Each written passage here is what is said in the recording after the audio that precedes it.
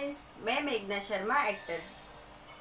मैं हमारी तमन्ना Bhojpuri music channel के ओर से आप सभी का स्वागत करती हूं। अगर आप लोग हमारा वीडियो देखते हैं, हमारा वीडियो पसंद आता है तो प्लीज़ कमेंट कीजिए, लाइक कीजिए, शेयर कीजिए, सब्सक्राइब करना बिल्कुल ना भूलें। Thank you.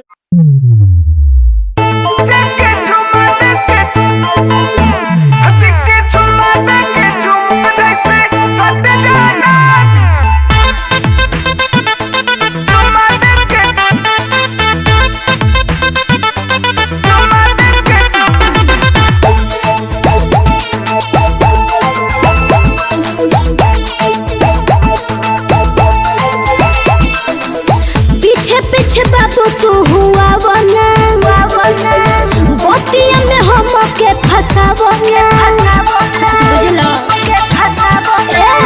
पीछे पीछे बाबू तू हुआ वना बोतिया में हम के फसावना।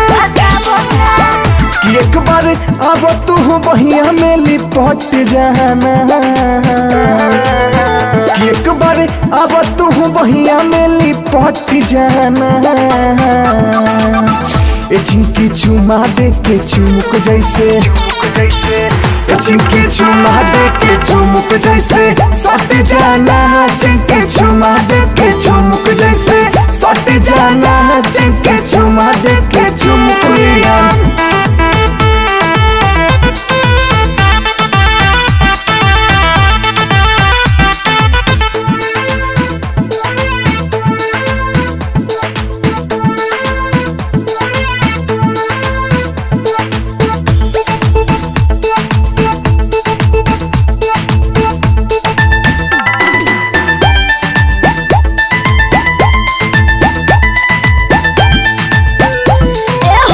बोलो जोनी बढ़ चढ़ के सुना ये बाबू, हो जाई बवाल जोनी हो खबे काबू।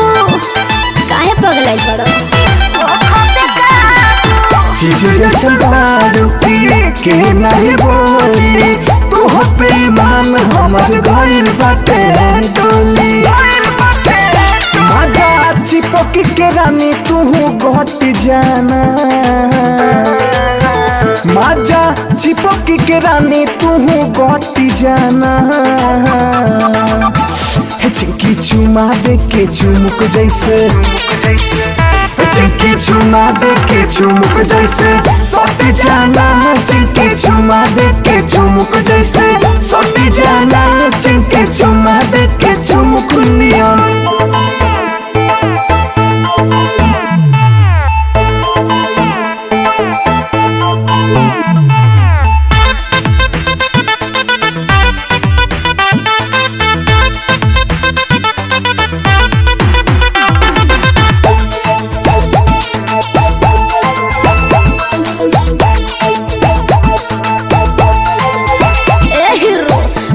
जैसन कितना बाबू अहिले हो गईले, भाई के हाथे हमरा बॉडी हो पिटैले। तू बचबना बॉडी हो पिटैले। जीवन हम चाहिए उहे जाइल पाई, कुछ नहीं बोली तू हम सुना हो भाई। दीपक राय विनाश से तू पट जाना। पंकज रोहित विकास से तू पट जाना। चिंकी चुमा दे के चुमुक नियन, चिंकी चुमा दे के चुमुक जैसे सट जाना। चिंकी चुमा दे के चुमुक जैसे सट जाना। चिंकी चुमा दे के चुमुक नियन।